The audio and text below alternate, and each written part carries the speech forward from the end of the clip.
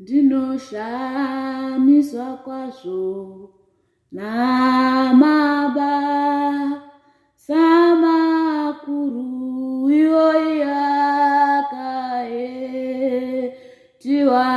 nemereyo seya noromberedzwa ereiwo koro wenyu Mwari unoshamisa kwazvo ereiwo koro wenyu Mwari unoshamisa kwazvo ereikana rangarira iwo imabasa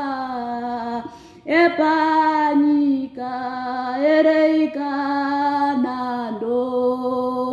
rangarira iwo imabasa ekudenga ereienowo damisodzikanando rangarira ereienobo damisodzikanando rangarira irei Mwari vatatu mumwe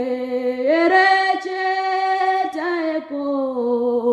tete kude isheinokote makatida ndizvo imakazo tipa Jesu erei matipa mweya wenyu okote simba radza erei matipa mweya wenyu okuti simba radza erei ndozvewo dzaniko izvo